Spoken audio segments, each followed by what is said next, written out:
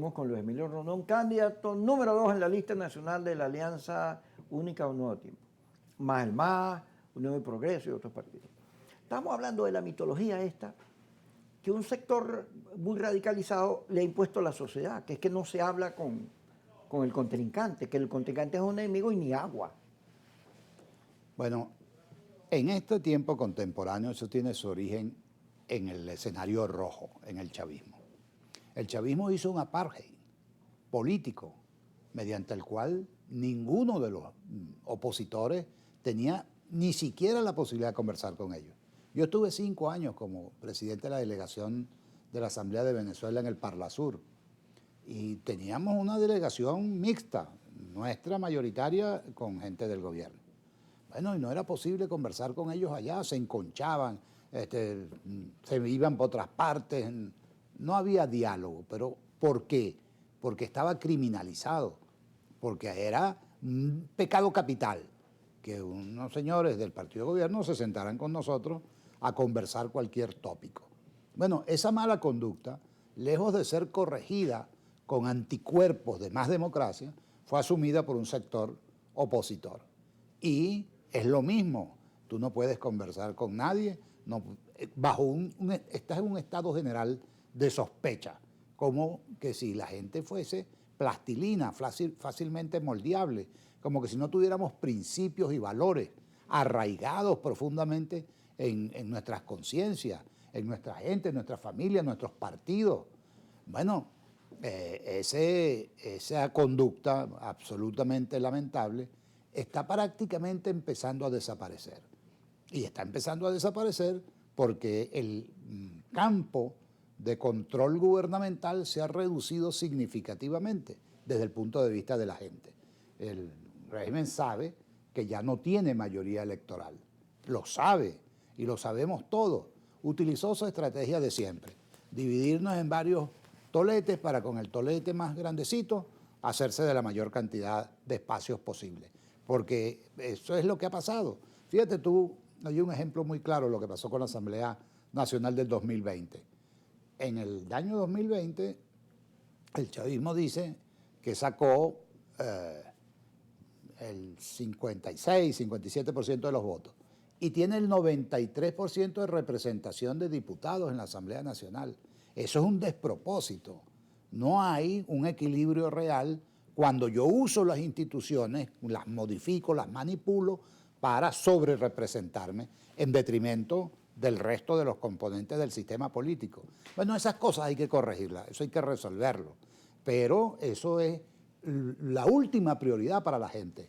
Yo estoy seguro que la gente que nos está viendo hoy dice, bueno, ¿y qué hago yo? Y si son 73%, 42%, ¿cómo como con eso? Y tiene razón. Esos son problemas del sistema político, como tú bien estabas señalando. Son cosas para la política, pero la política no tiene sentido si no va acompañada de acciones para la gente, para atender los problemas de la gente, los problemas reales que nos acogotan, que son de todo tipo. Está reapareciendo la hiperinflación, producto de esta disputa sin sentido. Yo formé parte del equipo negociador opositor, conjuntamente con el del gobierno, en la iniciativa de México-Barbados, y de ahí salieron las primarias, de esa negociación fallida. Y fue fallida porque al final no se pudo generar un espacio de confianza suficiente para que tú confiaras en mí y yo confiara en ti. No pudimos superar la desconfianza. Y tú querías ganar para liquidarme y yo quería ganar para liquidarte. Y ese es el fin anunciado de una estrategia suma cero que no logra el propósito, que es ponernos todos a trabajar en la misma dirección. No, por cierto, tocando también esos temas puritanos de la impunidad y de que lo que queremos es perdonar a fulano. No se trata de nada de eso. Cada quien con su cada cual. Y cada quien tendrá el grado de responsabilidad que tiene que tener. Y es por eso que, como tú también lo dijiste, cuando John Magdaleno presenta su injundioso estudio sobre las transiciones, y ha estudiado decenas de casos, pues hay un lugar común, y ese lugar común está en el encuentro, en cuando las sociedades se encuentran y buscan su propia medicina para superar su intoxicación. Eso es lo que no hemos podido hacer en Venezuela. Por parte porque no se dan las condiciones objetivas para ello y en parte porque no hemos sido competentes para lograrlas. Bueno, y ahí está el reto de volver a tratar, porque este país sin un acuerdo no va a salir. Manuel Rosales lo dijo claramente en la oportunidad de la elección del año 24. Tenemos que hacer un acuerdo político, pero un acuerdo político previo, no post-mortem, un acuerdo previo donde todos sepamos exactamente cómo va a quedar la cosa. Bueno, y no fue posible hacerlo. Se impuso la simpleza de que el yo gano y cobro. Bueno, ya está. ¿Y qué pasó? No pasó absolutamente nada trascendente, producto de que no se habían generado las condiciones que permitan darle estabilidad al sistema. Y cuando el sistema es inestable, cualquier cosa pasa. Eso es lo que cuesta hacerle entender a la gente, pero lo que nosotros tenemos que darle es estabilidad al sistema. Y cuando el sistema sea estable, eso no pasa. Eso no pasa. Mira, Chávez intentó tumbar a Carlos Andrés Pérez y el sistema respondió de una manera absolutamente estable y lo derrotó militarmente. Como ese golpe militar no tuvo éxito, se armaron los notables y dieron el golpe civil con la Corte Suprema de Justicia en ese entonces, hoy Tribunal Supremo. Como sacaron a Pérez. Y sacaron a Pérez. Y ese proceso traumático para la democracia venezolana todavía lo estamos pagando porque esa fractura fue una fractura abierta y para que ese hueso sane, ese hueso social requiere un tratamiento muy especial. Bueno, eso es lo que nosotros tenemos que hacer ahorita, ver cómo hacemos para superar este estado de cosas, para reencontrar a los venezolanos. Nosotros siempre con nuestras diferencias, adecos y copellanos, caraquitas y magallaneros, con nuestras diferencias, que son naturales en cualquier sociedad, siempre se imponía el interés nacional por encima del interés parcial o grupal. Bueno, eso es lo que tenemos que regresar, que sea el interés nacional el que se imponga para que nosotros podamos de verdad entrar en el siglo XXI. Tenemos de retraso estos 25 años, nos pasó igual en el siglo XX con Gómez. Gómez retrasó el ingreso de Venezuela el siglo XX hasta el año 36 que murió. Ojalá no tengamos los venezolanos que esperar hasta el año 36 para entrar en el siglo XXI, sino que con un buen acuerdo, con una buena discusión, con respeto, con mucho respeto, pero con mucha formalidad, con mucha firmeza, le digamos al país, bueno, esto se va a resolver de esta manera y cada quien que asuma su grado de responsabilidad. Bueno, ese cuento que acabas de echar me permite, usted está oyendo, fíjate, ni Chávez ni Carmona pudieron lograr su objetivo de conquistar el poder vía golpes de Estado o de insurrección. Porque aquí se dice es que la vía electoral no sirve porque el 28 no sirvió.